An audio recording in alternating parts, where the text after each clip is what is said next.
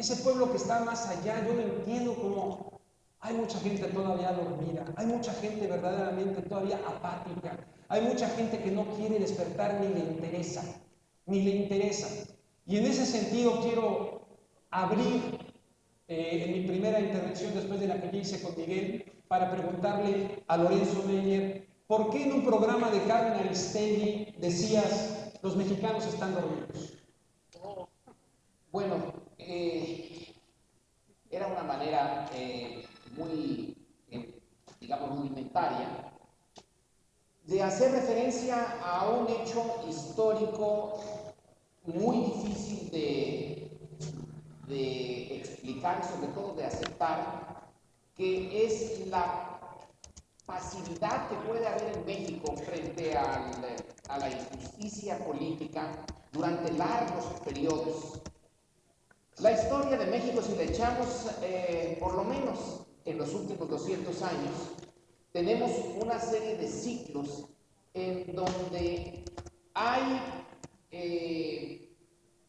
decenas de años, centenas si lo quieres, en la época colonial, en donde la sociedad mexicana está reprimida, está guardando una cierta energía y en algunas coyunturas explota y explota muy mal. El principio del siglo XIX resultó un verdadero desastre, pero era la energía reprimida durante mucho tiempo por la estructura colonial. Lo que pasó en Europa, las invasiones napoleónicas, el que España tuviera que luchar por su propia independencia, abrió ciertas posibilidades. Luego vamos a seguir teniendo una vida política en México muy de élites, muy de las minorías, y el grueso de la población mexicana sobrevive, digamos, se tolera a sus clases políticas, pero va a volver a surgir en 1910 justamente a raíz de una elección, que es el momento en que se abre la discusión política en México. Eso se le fue de la mano a una élite que se creía muy en control de la situación. Viene el siglo XX, viene un sistema político que sale de una revolución, pero se convierte en un nuevo sistema autoritario. 1988 es un momento en que también a raíz de una elección se despierta la energía política de México, y vaya que si eso tuvo impacto, viene a tenerlo finalmente en el año 2000, cuando cambia aparentemente el sistema político. Pero de entonces a la fecha, del 2000 a ahora, ha habido una especie de desilusión, otra vez, de la sociedad mexicana y el desencuentro con sus élites, con sus grupos dirigentes. Y hay otra de nueva cuenta, una apatía, un desencanto, una falta de esperanza, que se puede revertir ahora, pero no estoy seguro de que lo logremos. Hay que hacer un esfuerzo, no hay nada automático en esto. Entonces, la larga historia política de México es una historia de una población mayoritariamente ajena a la política, tolerante de sus élites poco imaginativas, muy corruptas, y que de repente da brincos, salta, exige, demanda y otra vez vuelve a apaciguarse. ¿En dónde estamos ahora? En el 2012. Estamos en un momento de crecimiento de las demandas, de las exigencias, como pasó en el mundo árabe, en el Medio Oriente, una sociedad apática que de repente se destapa. No sé si estamos ahí, o ahora la desilusión viene a ser tan fuerte que terminemos por entrar en otra etapa larga de cada quien sálvese como pueda y el conjunto, pues que la suerte lo lleve por algún camino. Es una disyuntiva en la que estamos ahora. Y de nueva cuenta, las elecciones permiten que nos enfrentemos a nosotros mismos, a nuestros problemas y dilemas. Vamos a resignarnos. Ya está todo hecho, ya hay un acuerdo entre las élites y en 2012 ya está decidido. O vamos a intervenir y es una posibilidad la que se presenta. Posibilidad, no seguridad, de que México dé un salto positivo, un paso hacia adelante en un proceso de desarrollo de cultura política que ha sido muy difícil. Acá llega un poco un murmullo, un ruido como del fondo que es muy molesto, ¿no? No sé, José, que llega como un ruido de allá al fondo que acá como que distrae. Ojalá se pudiera. Claro. Anabel Hernández, ¿cómo está México en síntesis? ¿Cómo podemos pensar en México ahora o nunca, no en función nada más de una coyuntura electoral, sino por todo lo que tú has estado investigando, toda esta cloaca terrible que hay en México? ¿Cómo lo ves pues en este momento de cara a esta audiencia también que ha venido convocado básicamente por la presencia de ustedes? ¿Eres optimista? Pues nada, para mí es un privilegio estar aquí otra vez con esta comunidad que es participativa, que mucha gente considera que es indiferente, a quienes piensan que no leen, a quienes piensan que no piensan. Pero creo que su presencia aquí es un reto justamente de estallar en la cara a quienes piensan eso, que no es así. Que de este lado de la frontera hay una comunidad mexicana preocupada. Y más vale que lo estén. La indiferencia, la apatía, el desinterés, el pensar este no es mi problema, es justamente lo que tiene a México en el lugar donde está ahorita. Tú me preguntas cómo está México, yo te diría, sin perder la esperanza, pero finalmente es un diagnóstico, que México se está pudriendo. ¿Está podrido? Creo que la muestra de que no está podrido es que estamos aquí, que todavía no estamos queriendo luchar por México. El día que no haya ninguna persona sentada en estas sillas, ese día podríamos pensar que México está podrido. Yo creo que está en estado de protección, pero no está podrido. No está podrido. ¿Cuál es la tragedia? La gran tragedia que vivió México. Yo creo que la gran tragedia que vivió México fue aquel fatídico 2 de julio del año 2000, donde nos engañaron a todos y nos hicieron pensar que con este cambio de partidos entre PRI y PAN había una transición democrática, que los grupos fácticos, los grupos de poder económico, los grupos de corrupción, los grupos políticos, los grupos de narcotráfico habían perdido y que llegaba el supuesto gobierno del cambio, el señor de las botas, a gobernar México. Y que con eso, con una varita mágica, todo iba a cambiar, el gobierno del cambio. Creo que lo peor que le pudo haber pasado a México es eso, cambiar para quedar exactamente igual. Y de estar igual para comenzar un terrible y sangriento retroceso, que es lo que hemos vivido en estos ya casi últimos 12 años de estos gobiernos panistas, que se parecen más al PRI en sus peores épocas. Son más corruptos, durante sus gobiernos se produce más droga, durante sus gobiernos hay más impunidad, durante sus gobiernos hay menos aplicación, menos combate al crimen, cuando menos en algunas etapas podíamos ver, claro que era un poco en apariencia, estos castigos que ejercía el presidente de la República, los gobernadores corruptos, aquel que era corrupto pero lo cachaban, eso era lo que no se perdonaba y algunos quedaban en la cárcel. Hoy ni eso. Justamente esta mañana estaba leyendo en el periódico, en el vuelo que compartí con Lorenzo Meyer, una noticia que me sacudió.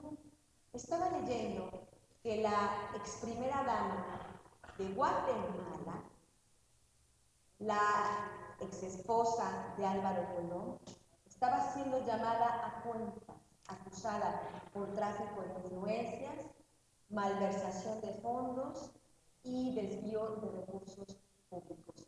Y su hermana y su sobrina ya estaban en prisión.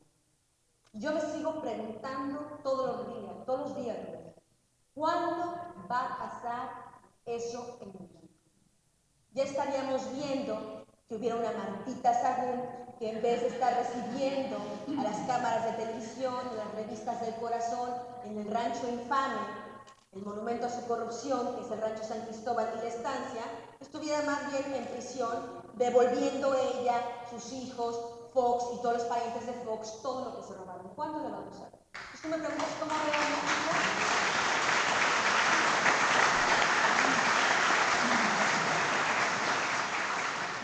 lo veo en un grave estado de decadencia. Veo que vivimos un estado de corrupción total. Yo le llamo un gobierno del crimen perfecto. Así como hace años el premio Nobel Vargas Llosa dijo que México estaba viviendo la dictadura perfecta cuando se refería a esos 70 años de gobierno del PRI. Yo diría que hoy México vive el gobierno del crimen perfecto. El estado ideal para cualquier organización criminal, que es lo que yo me dedico a investigar, donde no pasa nada, donde la impunidad es total, donde empresarios, políticos y narcotraficantes son la misma cosa, donde Felipe Calderón aplica la misma regla que aplican los narcotraficantes. O estás conmigo o estás contra mí. Casi como mis hijos. Eso es lo que están viviendo. Gracias, Ana Aurelia.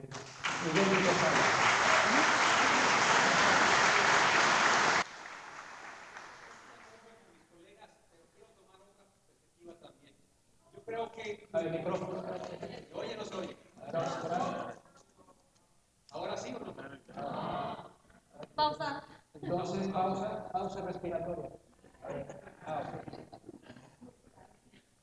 La batería se enfrió, pero no la mía.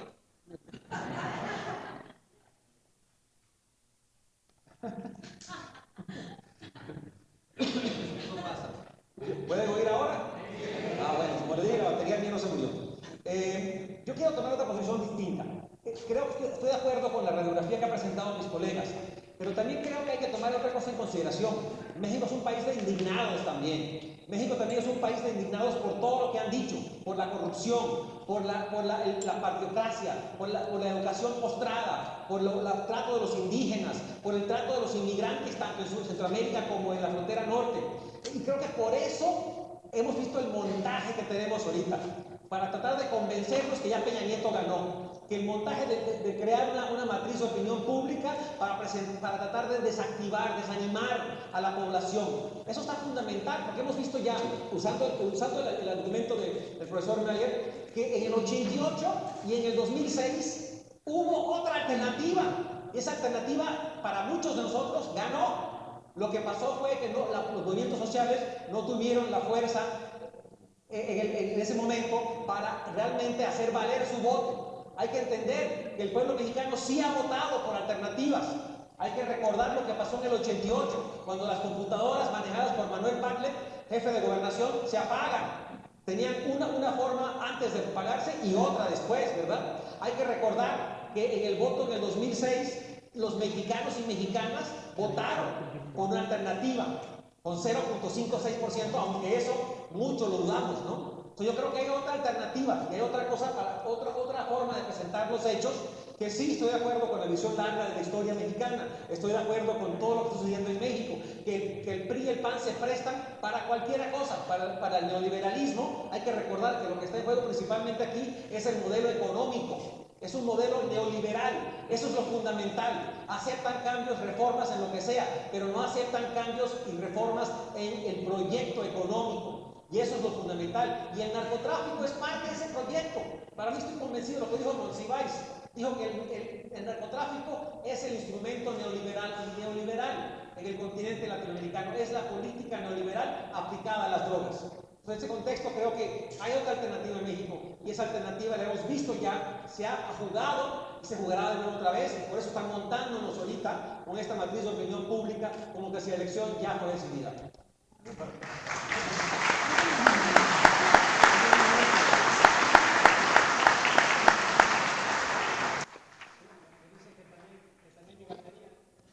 Perdón. Entonces, pero no se escucha. Está bien, ¿verdad? Está bien. Bueno.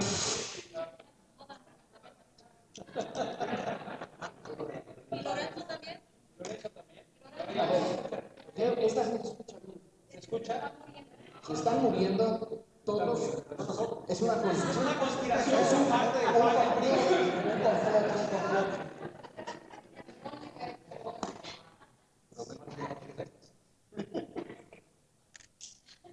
A ver, ahí estamos.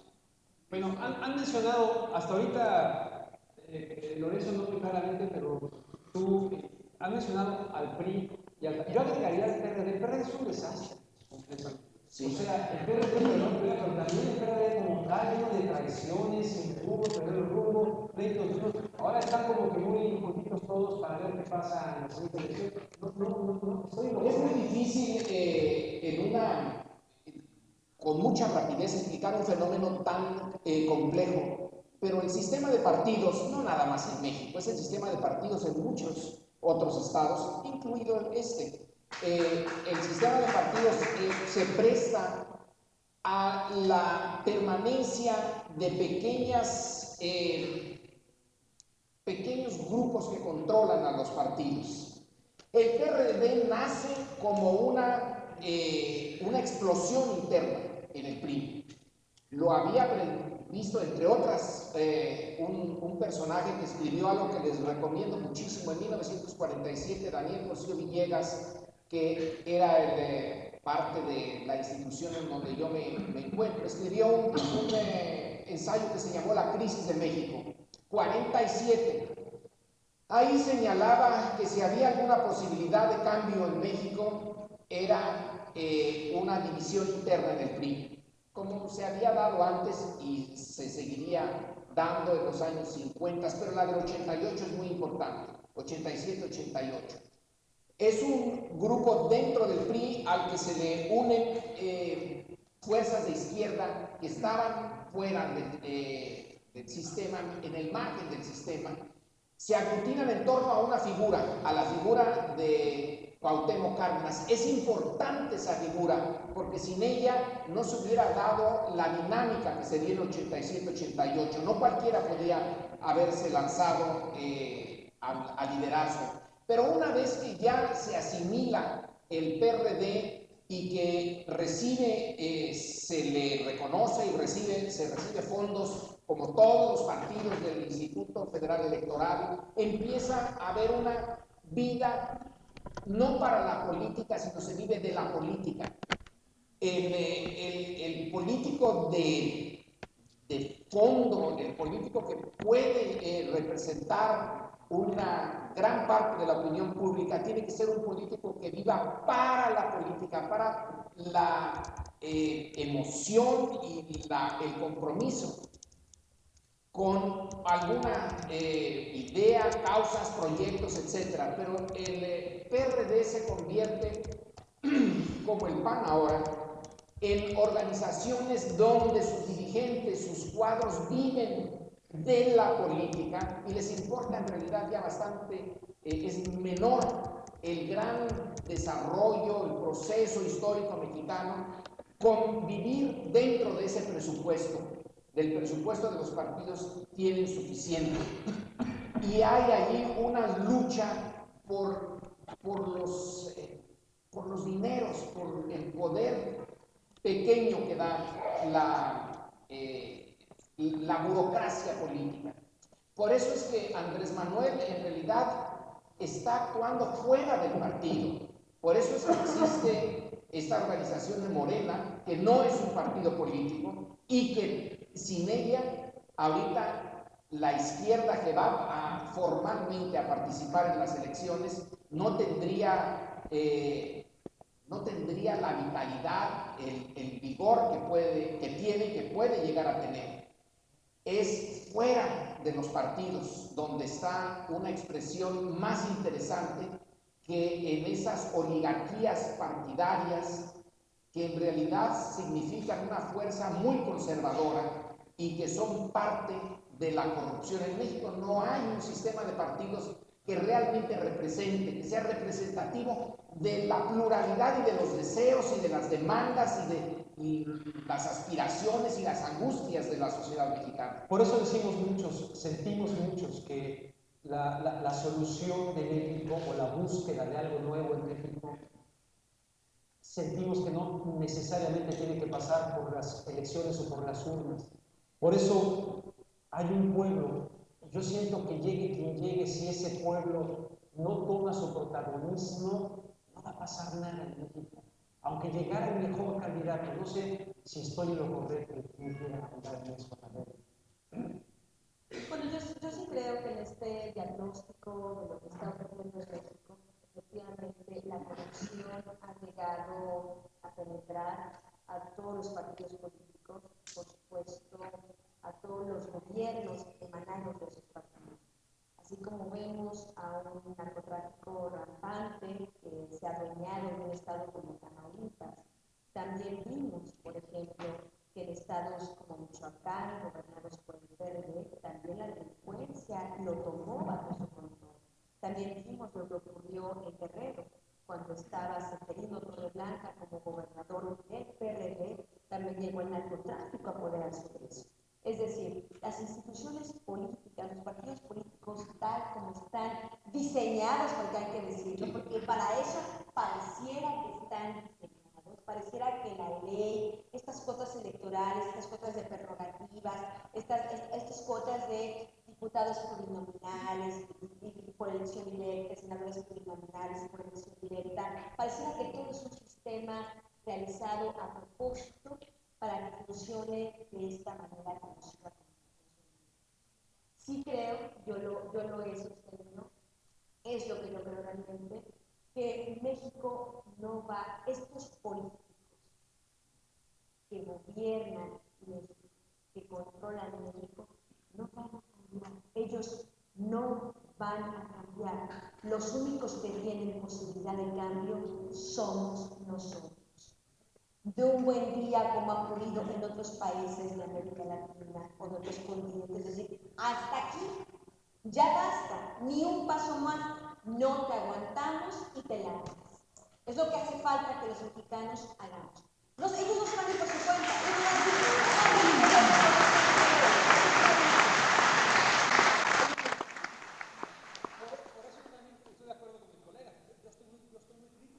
campaña que está alegando López Obrador, esta campaña de abrazos y no balas, esta campaña tiene la sombra, va encima de la campaña de 2006 todavía, no se ha quitado esa sombra todavía, y cuando vemos un país indignado, se le ofrece alternativas muy tímidas, no se confronta, no se enfrenta, es lamentable, creo que Morena sí es una opción distinta, pero hay que recordar también en el contexto de América Latina,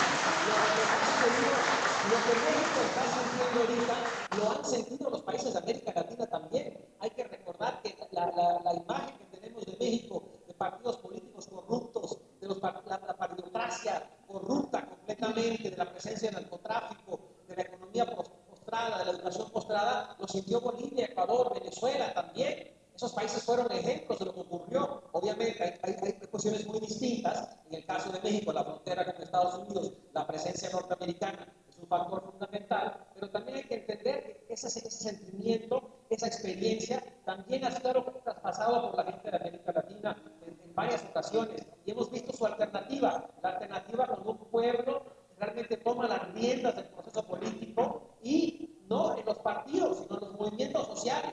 Incluso en México, en el caso de Chiapas, también cuando los movimientos sociales se toman las riendas del proceso. O sea que yo creo que sí hay alternativas y sí hay posibilidad de cambio. Estoy 100% de acuerdo que los partidos, como están construidos ahorita, son una de las principales causas de los problemas que enfrenta México, y el PRD, al convertirse simplemente en reciclar expriistas, incluso algunos panistas, se convierte simplemente en otro partido de esa partidocracia.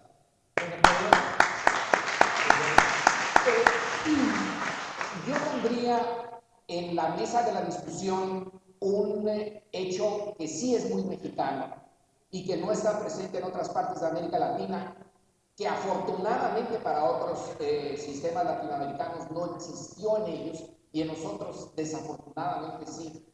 El PRI construyó el sistema autoritario más exitoso de América Latina y quizá más exitoso del mundo en el siglo XX. Ese es un problema que no tiene, bueno, Bolivia se pudo cambiar, pero no como la forma casi esa de la dictadura perfecta, la que tú aludiste, que Vargas Llosa pues, sintetizó. Es una experiencia histórica que nos pesa todavía mucho. ¿Por qué el PRI puede volver? Porque el PRI tiene una enorme base operativa en todo el país, que creó a lo largo de decenas de años. Es muy difícil sobreponerse a esos años de construcción de aparatos, de aparachiqui, como se puede decir, pensando en la Unión Soviética. Son profesionales de esto, son profesionales para mover la Iglesia Católica, el PRI y la Coca-Cola. Son unos cuantos los que conocen, tienen los tentáculos en todo el país. Los partidos, tanto el PAN como el PRD, no tienen presencia en todas partes con esa capacidad que tiene el PRI. Y otro tema importantísimo, no todos los países de América Latina tienen una televisión como la nuestra. La nuestra es muy sui generis. Se creó con Miguel Alemán en mediados del siglo XX. Se creó se desarrolló finalmente como un monopolio que básicamente es un monopolio. Y esa televisión creó una cultura en un sentido muy amplio y muy malo, entre otros de la política. La televisión mexicana se convirtió realmente en el Ministerio de Cultura en México. Y ahora esa televisión es la que toma a Peña Nieto desde hace un buen tiempo, desde hace años. Es un proyecto muy bien llevado, perversamente llevado, en una sociedad que es muy conservadora. La sociedad mexicana, nos guste o no, a mí no me gusta, pero que tampoco el que no me guste no me impide reconocer en todos los estudios de cultura en el amplio sentido, la sociedad mexicana es muy conservadora. La televisión apela a su conservadurismo, tiene un miedo enorme a cambiar. Por eso Andrés Manuel ahora toma este discurso de la República Amorosa, etcétera, porque está consciente de que en esa sociedad, en el 2006, solamente votó por él un tercio. Pongamos fraudes o no fraudes, el grueso de la sociedad mexicana no votó por el cambio. Se dividió en dos en 2006, entre el PRI y el PAN. Pero la voluntad de cambiar, la sociedad mexicana ha cambiado desde 1810 o antes, por minorías, no por votación. Siempre fue por revolución, fue por cambios que quebraban las estructuras existentes. Ahora estamos intentando hacerlo por las buenas, pero por las buenas es difícil si se tiene un control de la televisión como el que se tiene en el caso de México, que la prensa ya no tiene ese control, pero no importa, porque el grueso de los mexicanos no leen los periódicos. Los periódicos son para una minoría. Según las cifras que tenemos disponibles, pónganle un poquito más, un poquito menos, el 60-65% del público mexicano toma su información de la televisión exclusivamente. Y si la televisión está controlada por dos grupos si tiene un candidato la televisión fantásticos en recursos, en la capacidad de intimidar, cuando la televisión quiere un cambio en estructura jurídica, el Congreso se lo aprueba, la llamada ley de Visa, y se lo aprueba PRD, PAN y PRI, todos juntos. Entonces hay un temor. En un tiempo la televisión, como dijo uno de sus dirigentes, Azcárraga, era un un soldado al servicio del PRI. Ahora el PRI es un soldado al servicio de la televisión, y el PAN y el PRD le tienen un miedo pánico a esa televisión porque tiene un enorme poder. Ahora, ¿cómo podemos es una lucha, casi la veo yo como el salmón que va contra la corriente? Decías, el pueblo mexicano, es que son muchos pueblos, es que son muy distintos. La posición que tiene una opinión pública en el norte, en Monterrey, que ahora quién sabe cuál tenga, porque con lo que se les ha venido encima, a ver si siguen siendo tan complacientes consigo mismos. Pero el centro tiene otra, el sur tiene otra opinión. Las subculturas mexicanas son muchas, pero las unifica la televisión. La televisión es la única. Bueno, y la Iglesia Católica, son las dos que pueden andar unificando esto, y las dos están más o menos en la misma política ahora. Entonces, ante este panorama nos preguntamos, ¿hay solución? O sea, ¿hay manera verdaderamente, sí, con todo esto de la... Yo voy introduciendo un poquito, yo entiendo un poco la cuestión de Andrés Manuel en medio de todo lo que implicaría poder llegar al poder para cambiar algunas cosas. Lo entiendo. Pero veo todos estos poderes fácticos y veo claramente la participación de la televisión ahora de manera descarada, manejando a un personaje con el lenguaje de telenovela, pero veo con sufrimiento que la gente se lo traga. Entonces, a ver, yo creo que eso es algo importante, que yo difiero un poco en el diagnóstico. Yo no veo todavía una sociedad mexicana indignada. Veo núcleos de indignación que se van sofocando en el abandono. Uno de ellos es el movimiento, por ejemplo, de Javier Cecilio. Es increíble. Es vergonzoso, a mí me da vergüenza como mexicana presentarme esas marchas y ver primero que la primera que yo fui, me tocó ir la del 5 de mayo, la primera que partió del Monumento de la Paloma de la Paz de Cuernavaca a Morelos, a Ciudad Universitaria, 20 personas. Han sido ejecutadas en México más de 60,000 personas. Han sido desaparecidas otras tantas. Y solo 20 personas son capaces de ir a marchar. Algo está faltando ahí. No hay la indignación. El movimiento fue creciendo en determinado momento y cuando iba a determinado momento el gobierno trató de ocultarlo y sofocarlo. Llevan a Javier Sicilia a un rincón, para no quererlo mostrar como intolerante. Se dice, ¿quieres mostrarte intolerante? ¿Quieres mostrarte como diálogo? Javier Sicilia, por su propio espíritu de conciliación, decide optar por quiero el diálogo, en lo cual fue una situación un poco ingenua, porque estaba hablando con un presidente que no quiere dialogar, lo que quiso es regañarlo públicamente. Tú no tienes permiso de pensar distinto a mí, porque entonces eres como los narcotraficantes. Por eso hablaba yo un poco en esta analogía entre narcos y gobierno, que aplican la misma regla, o estás conmigo o estás contra mí. Así está Felipe Calderón. Entonces, estamos en una situación donde no hay una verdadera indignación, Rubén. Uno habla con las madres de las personas que han sido ejecutadas y dicen, pues bueno, sí, no, mi hijo no era delincuente, no era un asesino. Si no digo nada, no van a venir a perseguirme a mí, no van a venir a matar a mis otros hijos, mejor me quedo callado. El gran problema de México. Pero es que nos está gobernando el miente. Es que además de todos los problemas que estamos hablando, existe un problema real. Y el miedo paraliza, y es inducido además. ¿No? Estoy de acuerdo que el movimiento es regional, que hay diferencias importantes, que México no es América Latina, pero el papel de los medios en América Latina es igual, se han convertido en la principal oposición a todos los gobiernos progresistas. Cuando los partidos pierden espacio, los medios llenan el vacío. Igual aquí en Estados Unidos, las matrices de opinión pública que crea Univisión y que crea Telemundo, de todos modos son factor fundamental en tratar de dirigir la población.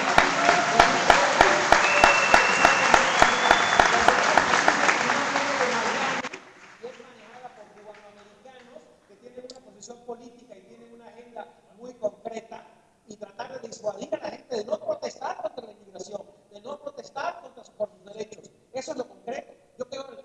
sí veo iluminación.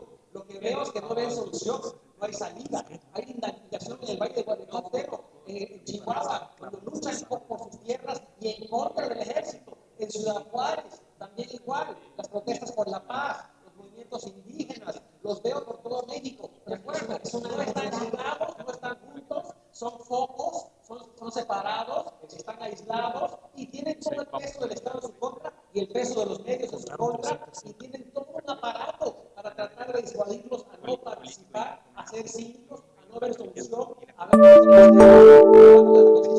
va a estar, aprovecho para decir, que va a estar en Los Ángeles el 25 de este mes en Pomona College y en Loyola Marymount y también el 26 en la Biblioteca de Los Ángeles, en el centro de Los Ángeles. Quedan invitados. Gracias. Lorenzo. Hay una diferencia entre lo que uno quisiera y lo que es. En mi caso, como académico, ciertamente que hay un enorme espacio entre lo que a mí me gustaría que México fuera y lo que veo que es.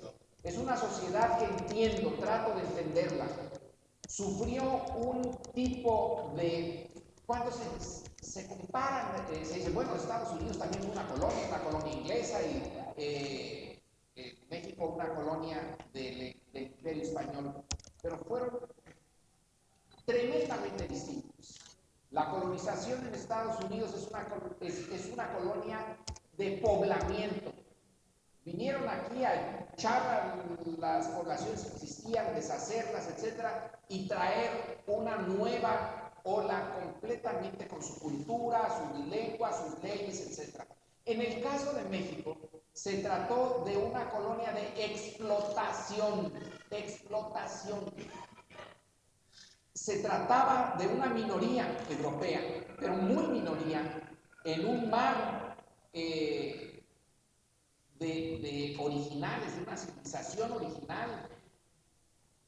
Y para deshacer la resistencia, se creó una cultura, y tuvieron mucho éxito en esto, una cultura en donde se inyectó un sentimiento de sometimiento, de inferioridad frente a las élites. Los españoles dominaron 3 siglos sin que hubiera un levantamiento y eran una minoría de minorías, eran unos cuantos. Hay una derrota mental, cultural del México original. Es un intento de cambiarla en lo que estamos metidos ahora, pero cuesta mucho trabajo. Y una manera en que los historiadores del siglo XVIII, del XIX, están viendo que la resistencia armada, violenta, es rara, a pesar de lo que tenemos como conciencia histórica en México, de que había revolución por acá, levantamientos por acá, etc. La manera en que los mexicanos normalmente resisten a la autoridad es hablando quedito, como dices tú.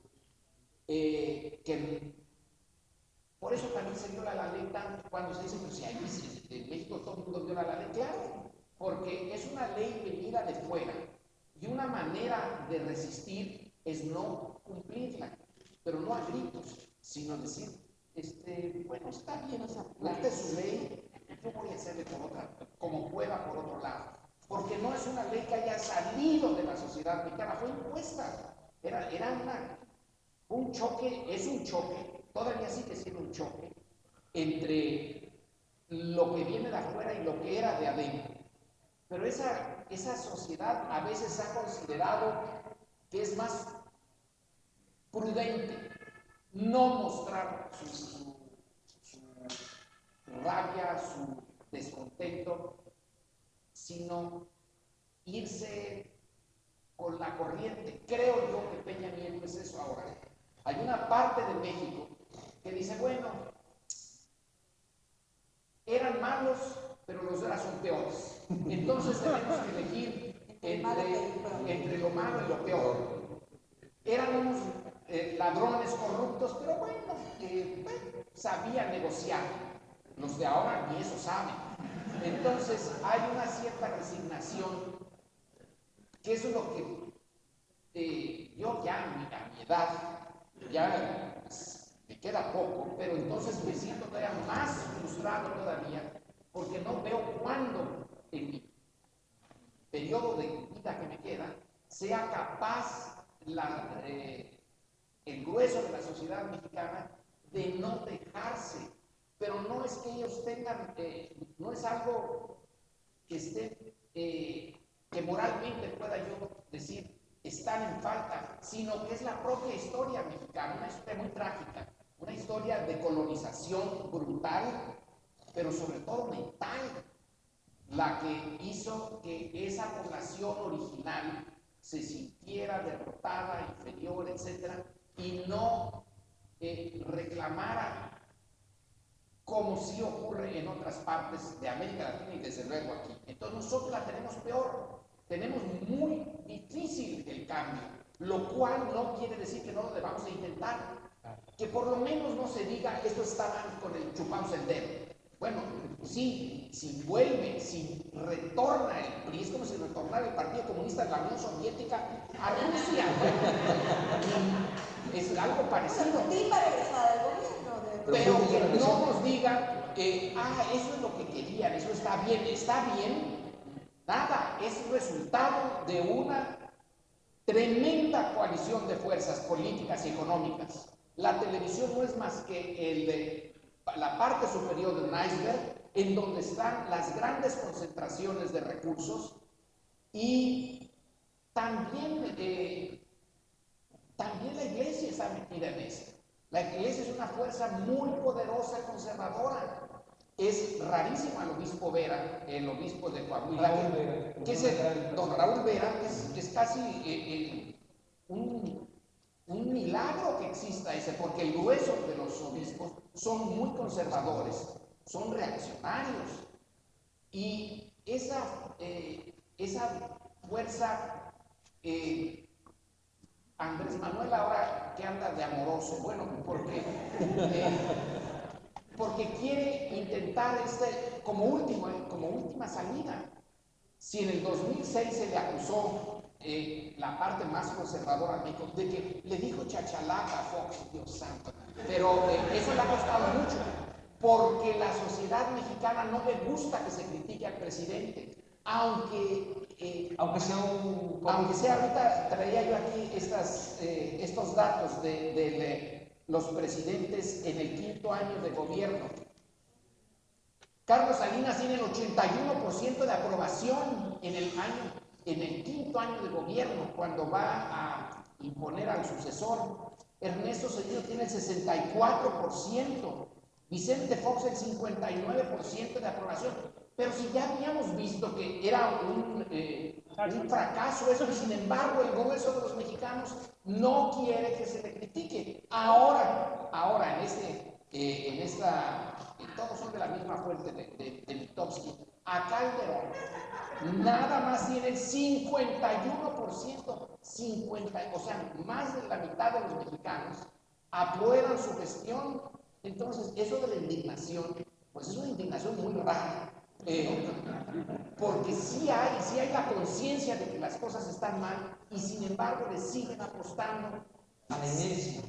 Pero la apuestan ¿a qué la apuestan? Tú hablas yo hablo con mexicanos, tanto los 12 millones de salidos del país que están acá, que es parte de la indignación para mí también, como parte también de la realidad que yo cotidianamente hablo con parientes mexicanos. O sea, todos critican el proceso, sin duda, pero revisando el tema de los medios, porque yo también creo que cuando se habla de esos medios, yo tengo aquí de la jornada, el enigma de las supuestas encuestas, ¿no? Que dicen que también son parte de la matriz de opinión. Cuando la de Milenio, hecha en abril, 3 de abril, dice que AMLO tiene 16% y Enrique Peña Nieto tiene 35%, pero la de Univisión en febrero le daba 78% a AMLO. O sea, que aquí hay una cuestión de las encuestas cruzadas. Oye, ya que estamos hablando, ¿verdad? Donde también creo que si ves la de la ICAM, que no es ningún amigo de Andrés Manuel López Obrador, le da 51% a AMLO. O sea, que aquí hay un tema fundamental también que hay que discutir, el hecho de las propias encuestas también, ¿no? En la coyuntura concreta de lo que son las elecciones, corrupción no queremos que se repita. Anabel, tú que has investigado temas de corrupción desde hace mucho tiempo, ¿qué opinas en términos de corrupción? ¿Qué sabes de Peña Nieto, de Josefina Vázquez Mota y de Andrés Manuel López Obrador? Es decir, hay un libro de las manos sucias del PAN de José Revelo, prólogo tuyo, por cierto, en el cual, y de hecho se lo pregunté ahora a Josefina Vázquez Mota que vino acá, dice a mí que me exculquen, yo nunca he bloqueado nada, en fin, pero se le acusa de haber desviado tremendos millones de pesos que serían dirigidos a los indígenas en la Sierra Tarahumara. En Peña Nieto se hablan de muchas cosas. Te pregunto, ¿Andrés Manuel, Peña Nieto, Josefina son corruptos? Mira, yo te diría con honestidad total de que yo no he investigado ni a Josefina ni a Peña Nieto. No es algo que haya hecho. De Josefina podría comentarte, no creo que esto se pueda justificar de ninguna manera ni con su sueldo ni con el sueldo de su esposo.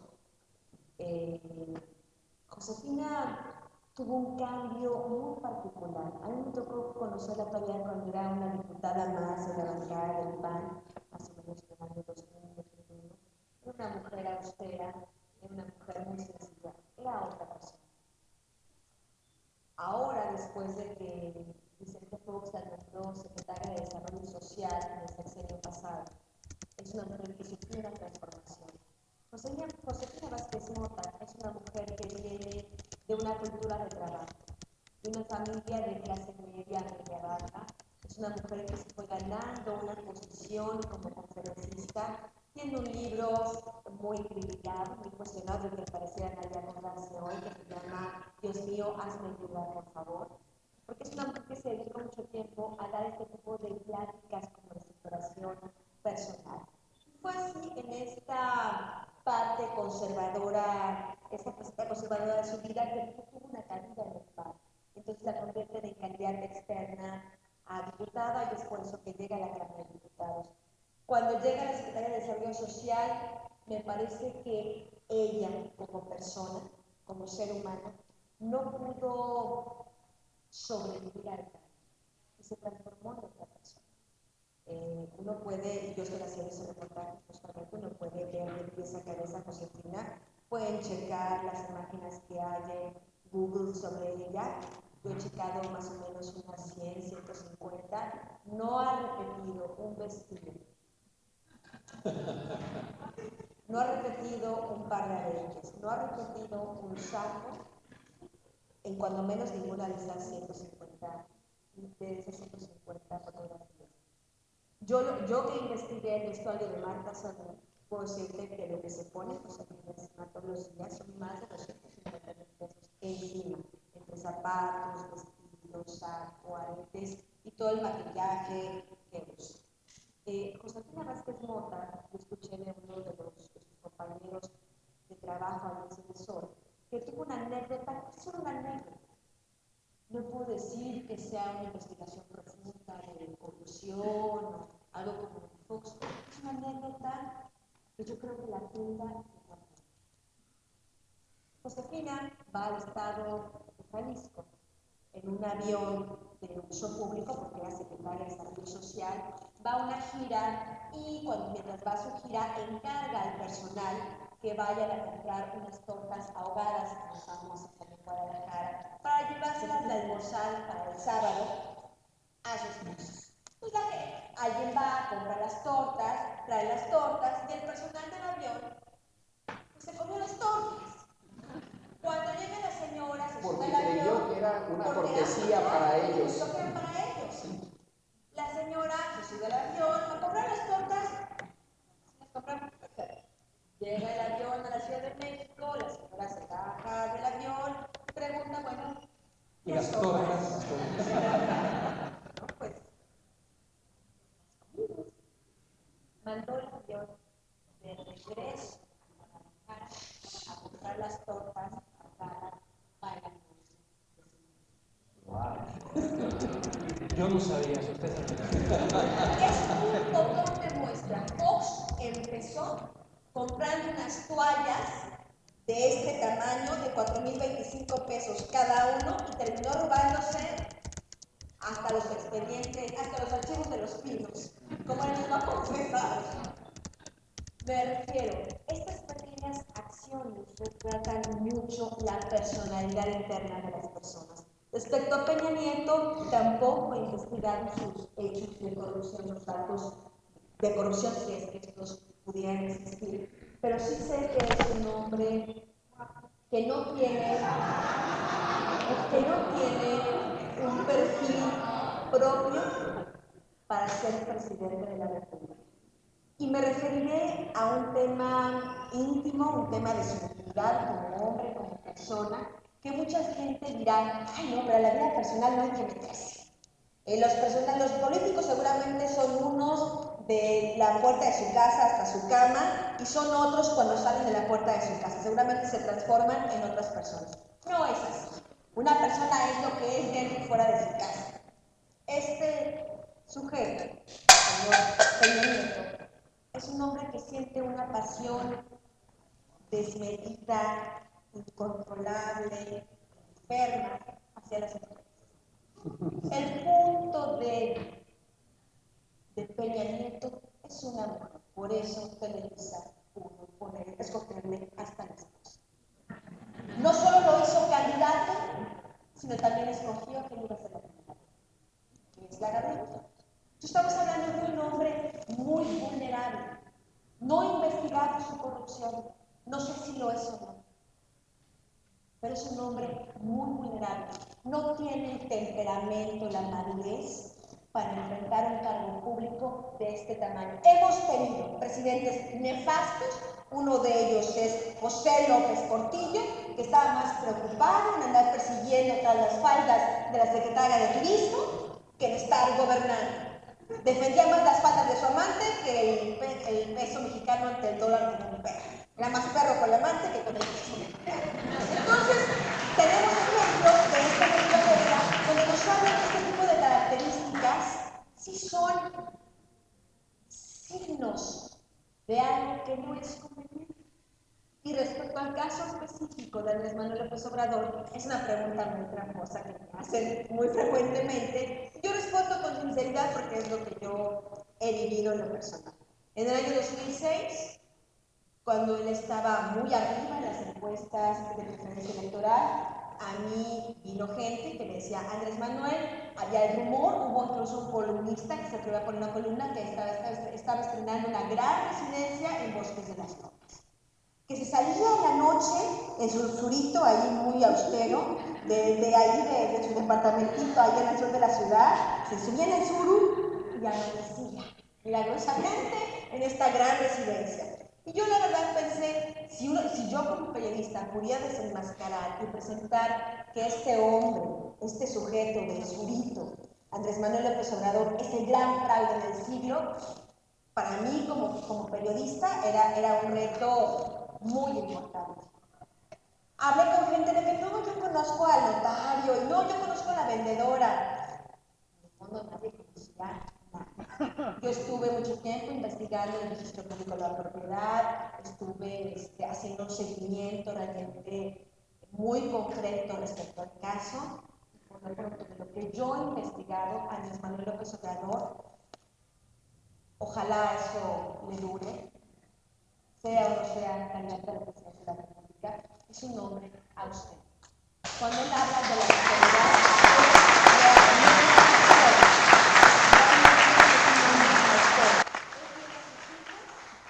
viviendo en el departamento donde siempre vivió con su primera esposa, y está viviendo en el departamento propiedad de Beatriz, su actual esposa, ahí en la colonia de Valle, un departamento también pequeño, no crean que es de grandes grupos. Yo hace poco escuché el comentario de un muy importante empresario de Monterrey, que estaba absolutamente impresionado, que dijo, yo nunca había conocido un político en México que viviera como Andrés Manuel López Obrador.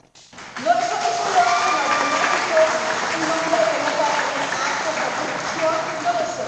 Yo hablo de lo que he vivido y lo que he conocido. Por eso tú siempre has has defendido de alguna manera la honestidad de Andrés Manuel López Obrador. Sí. ¿Metes las manos al fuego? Sí, Sí. pero es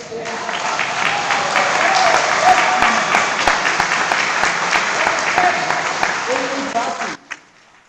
Si fuera cierto eso que dicen, imaginemos al gobierno de Fox, imaginemos al gobierno de Calderón. Tienen sus sistemas de inteligencia, tienen todo un aparato de investigación.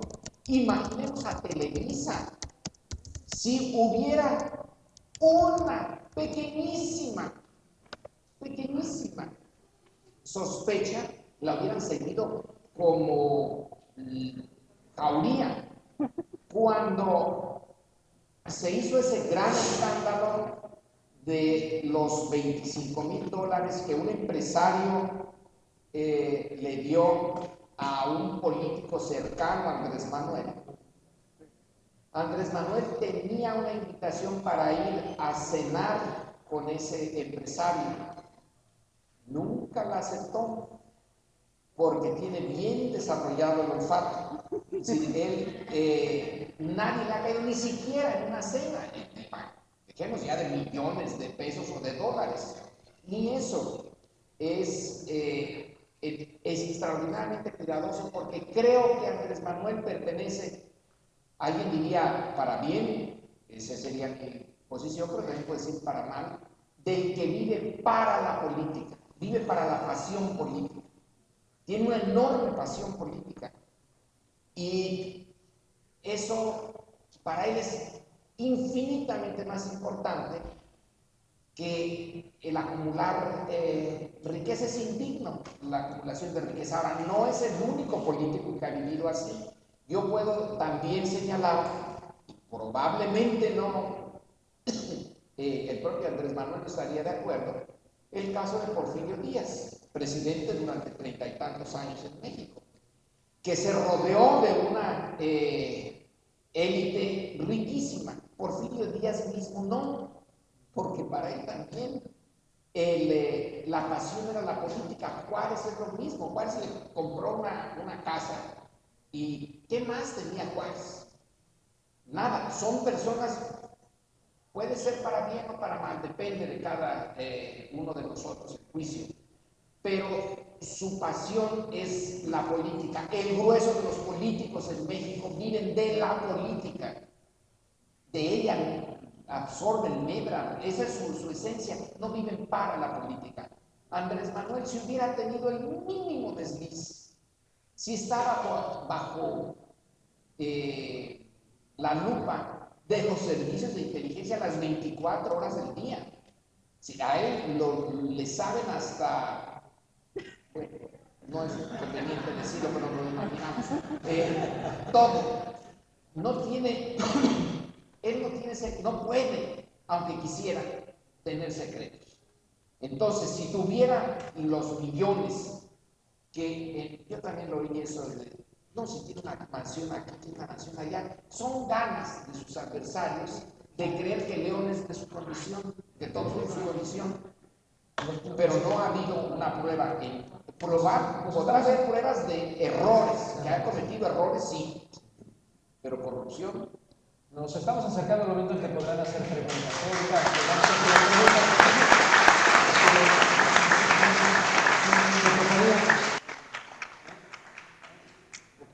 Me tocaría darle la palabra a Miguel, pero antes de pasar con Miguel, miren, me están trayendo un tequilita, porque estaba haciendo mucho. Salud. No, de veras. Es tequilita, ¿eh? Bueno, dama tequila, por cierto.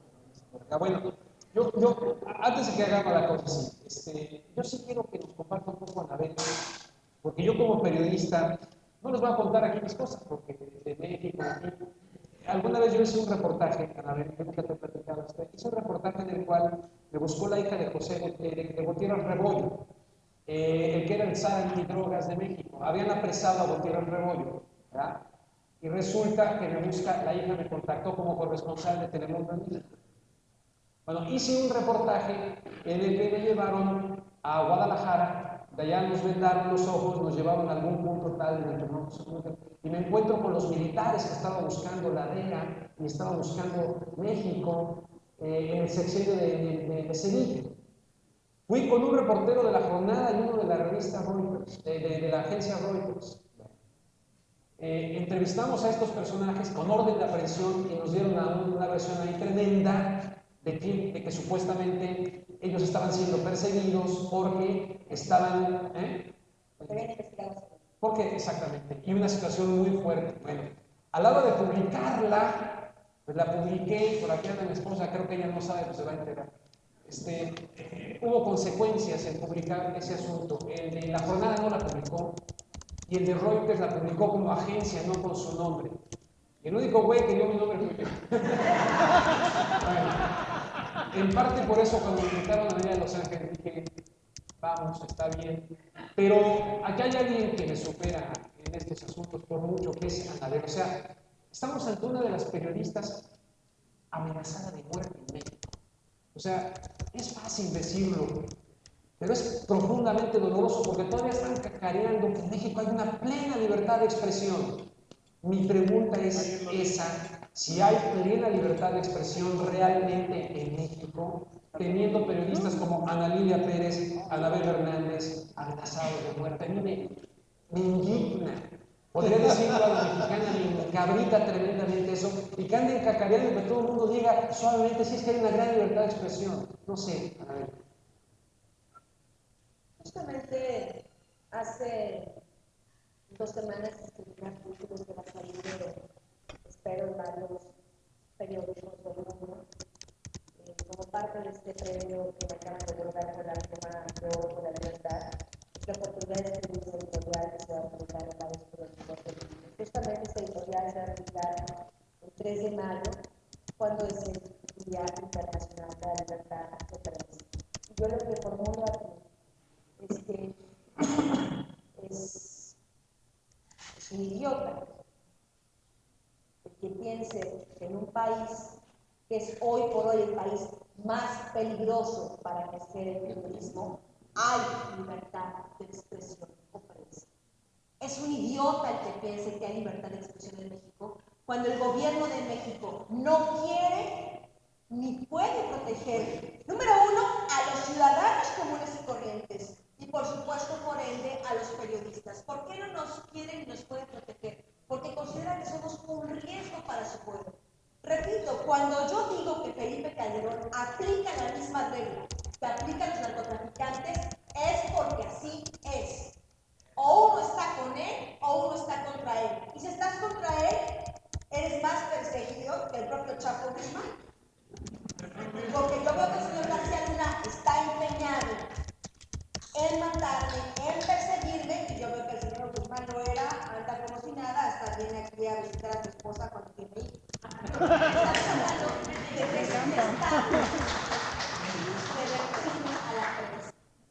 No puede haber libertad de prensa en México cuando muchos medios de comunicación, creo de verdad, lo digo de manera responsable, de manera equivocada, han optado por justamente rasurar los nombres de los periodistas, y ahora todas las notas del periódico Reforma son Reforma está. Las notas difíciles, las notas comprometedoras de corrupción, ya ni siquiera son de narcotráfico, de corrupción, ahora son Reforma está. O sea, un fantasma.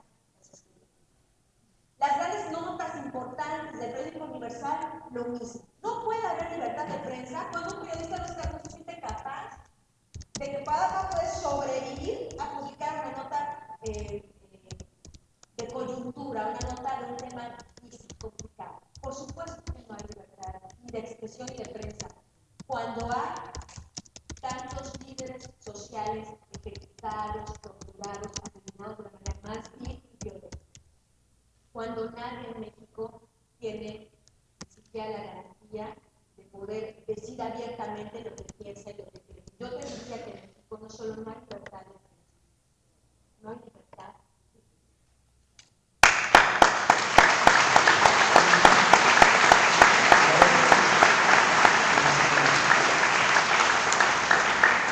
Yo vivo en un mundo muy distinto del de Anabel.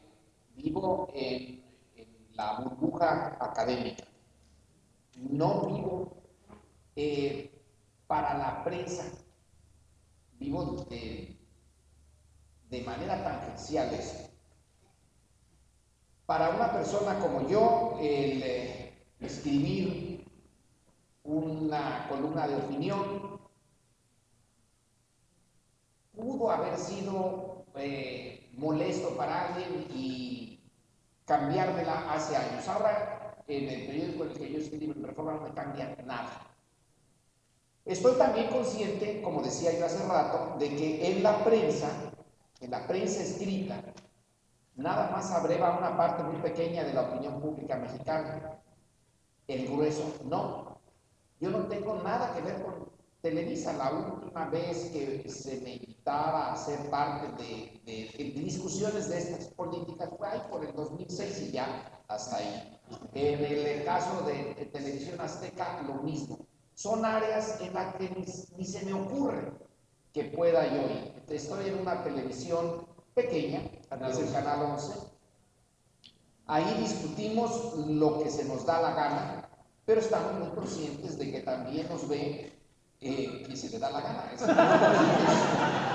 Son muy pocas la audiencia que tenemos. Es un mundo chiquito en el que estoy. Anabel está en otro.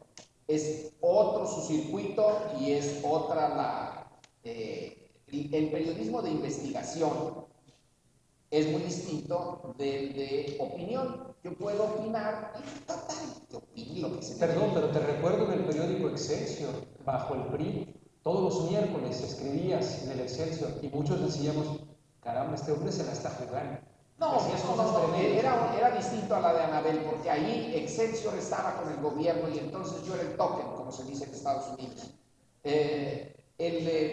Necesitaban alguien algún baboso que con su nombre firmara y estuviera en contra de Salinas y en favor de Cuauhtémoc Cárdenas. Bueno, pues quiere hacerlo, nos conviene tenerlo allí, pero muy desbalanceado.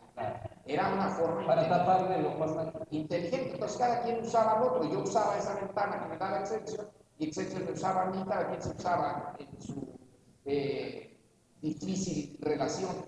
Pero yo no hago periodismo de investigación. Periodismo de investigación que es el más difícil, el más interesante, ese sí puede ser, sin duda alguna, un periodismo muy peligroso. Incluso aquí, si mal no recuerdo, el de Watergate no las tenían todas consigo los dos periodistas que estaban haciendo la investigación. En algunos momentos sí sintieron pasos en la azotea.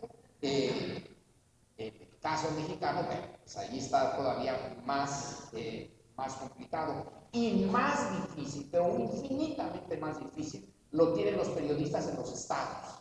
Porque nosotros estamos en el Distrito Federal, que es como también estar semiprotegido. Pero a ver quién rayos hace investigación sobre narcotráfico en Tamaulipas.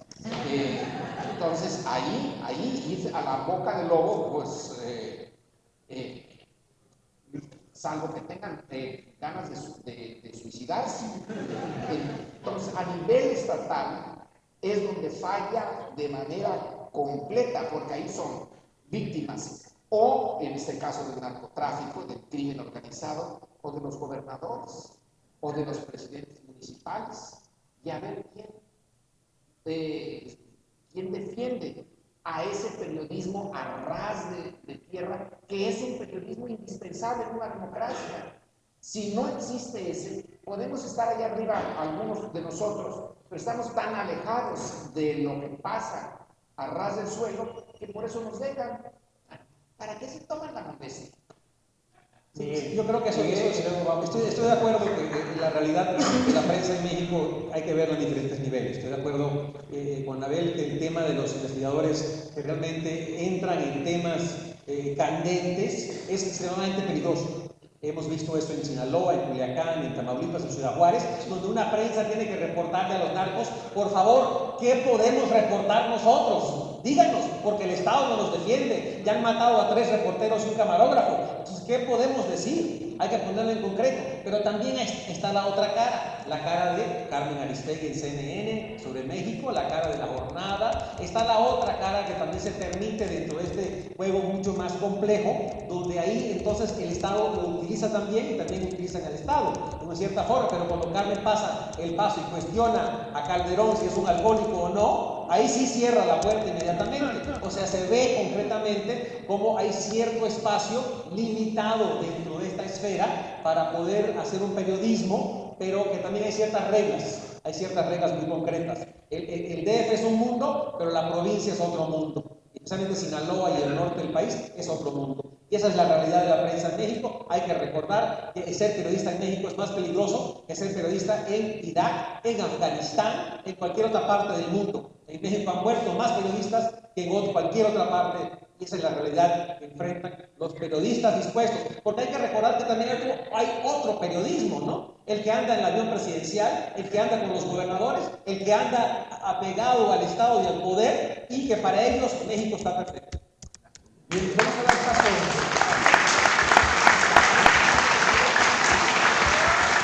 Vamos a dar paso